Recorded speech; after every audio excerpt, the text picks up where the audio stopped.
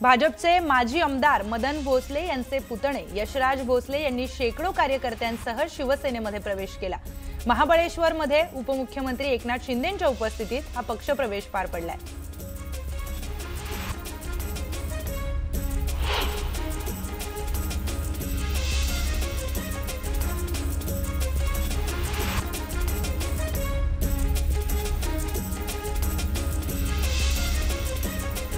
कोल्हापूर जिल्ह्यातील जयसिंगपूर नगरपालिकेच्या नगराध्यक्षपदासाठी संजय पाटील यड्रावकर यांनी उमेदवारी अर्ज दाखल केलाय।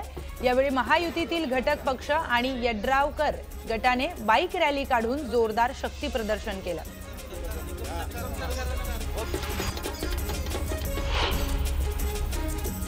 अब की बार 75 पारचा नारा देत सोलापूर महानगरपालिकेवर राष्ट्रवादीचा झेंडा फडकवण्याचा निर्धार अण्णा बनसोडे यांनी केलाय। सहसंपर्क मंत्रीपदी निवड झाल्यानंतर त्यांनी पहिल्यांदाच सोलापुरात आढावा बैठक घेतली आहे। महाड नगरपालिका निवडणुकीसाठी शिवसेना उबाठा पक्षाकडून जोरदार शक्ती प्रदर्शन करत नगराध्यक्षपदासाठी उमेदवारी अर्ज दाखल करण्यात आलाय। चेतन पोटफोडे यांनी उमेदवारी अर्ज दाखल केला असून मबियाने 20 जागांवर उमेदवारी देण्याचा निर्धार केलाय। शिवसेना उबाठा आणि राष्ट्रवादी शरदचंद्र पवार पक्षाला सोबत न घेण्याच्या अटीवर बुलढाण्यामध्ये वंचितने काँग्रेसशी युती केली आहे। बुलढाणा जिल्ह्यामध्ये नगरपालिका निवडणुकीसह पंचायत समिती आणि जिल्हा परिषदेच्या निवडणुका वंचित आणि काँग्रेस युतीमध्ये लढणार आहेत। मोहोळ नगर परिषदेचे नेतृत्व करण्यावरून राष्ट्रवादी शरदचंद्र पवार पक्षाच्या आजी माजी आमदारांमध्ये वाद सुरू झालाय। आमदार राजू खरे आणि माजी आमदार रमेश कदम यांच्यात नेतृत्व करण्यावरून कलगीतुरा रंगलाय।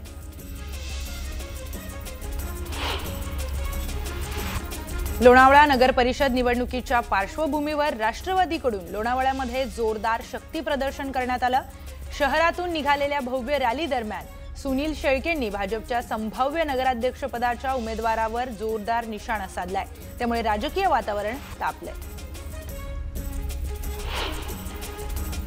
रायगड जिल्ह्यातल्या अलिबाग नगरपालिकेच्या निवडणुकीसाठी शेतकरी कामगार पक्षाच्या 17 आणि काँग्रेसच्या 2 उमेदवारांनी मोठे शक्ती प्रदर्शन करत उमेदवारी अर्ज दाखल केलेत। यावेळी शेतकरी कामगार पक्षाचे आणि काँग्रेस पक्षाचे शेकडो कार्यकर्ते या शक्ती प्रदर्शन रॅलीमध्ये उपस्थित होते।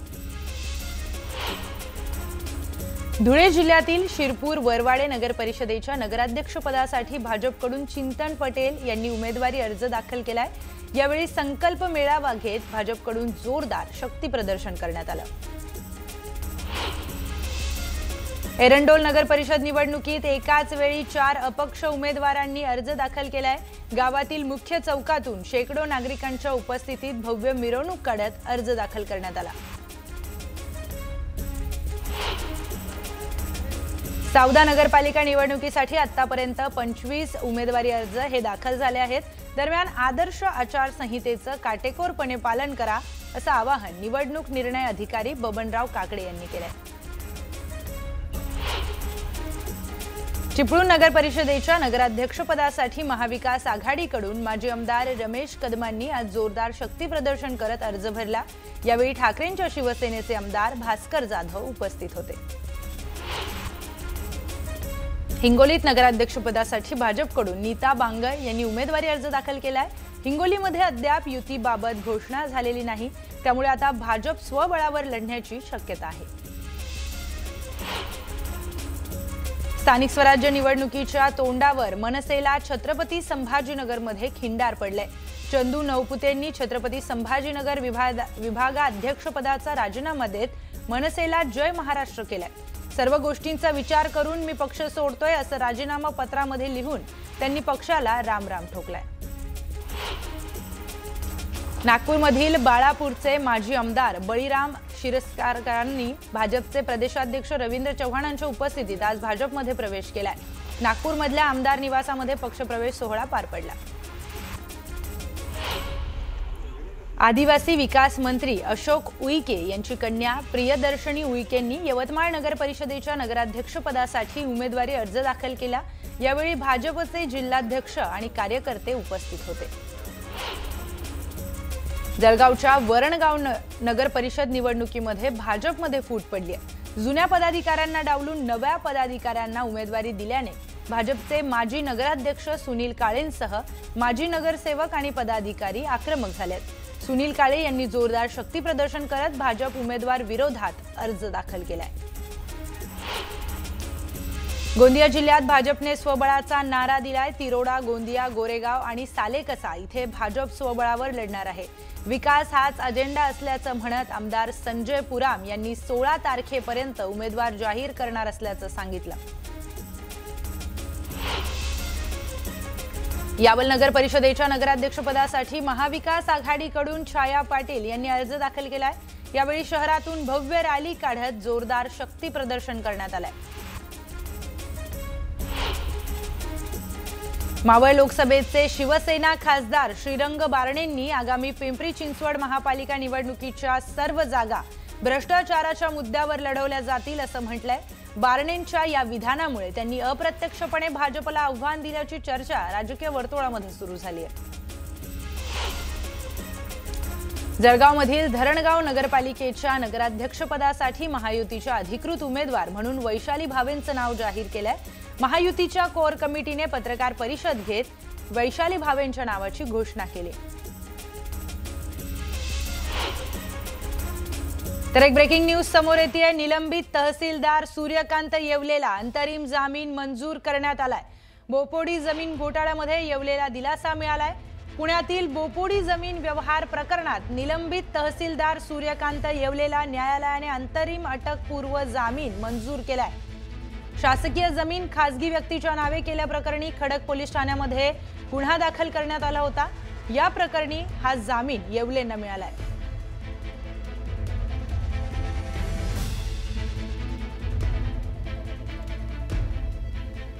तर एक सविस्तर बातमी पाहूयात। लग्न साध्या पद्धतीने केली पाहिजेत असा हट्ट आपल्या कीर्तनातून धरणाऱ्या इंदोरीकर महाराजांनी आपल्या मुलीचा साखरपुडा मात्र धूमधडाक्यात केला असल्याचं म्हणत सोशल मीडियावर इंदोरीकरांवर टीकेचे प्रहार करण्यात आले।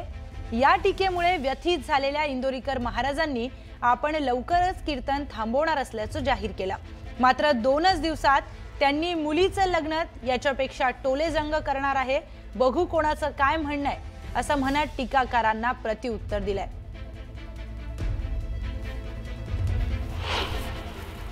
माहित होतं या अवलादी मायामुळे उठणार आहे, त्याला चॅलेंज सांगून दिलं लग्न मी याच्यापेक्षा टोलेजंग करणार, बघ तुला काय।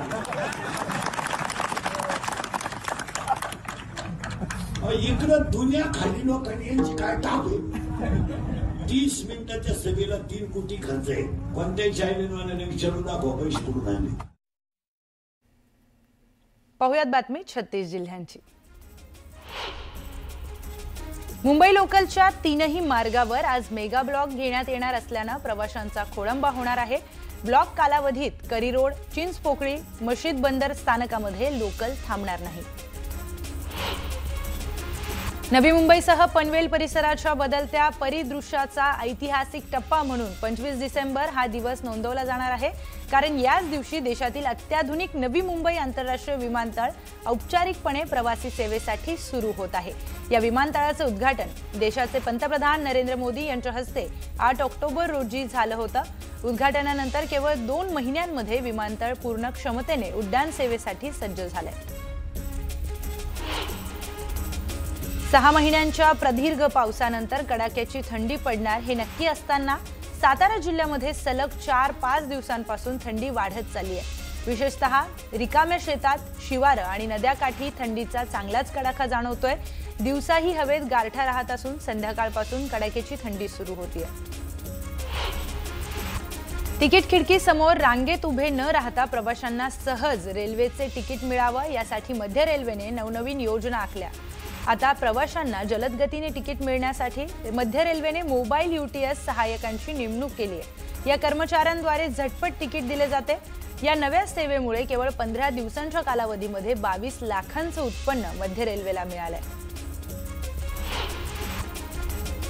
दिव्यात सावळाराम स्मृती इमारतीच्या गॅलरीचा स्लॅब कोसळलाय। स्लॅब कोसळताच परिसरामध्ये एकच गोंधळ उडाला।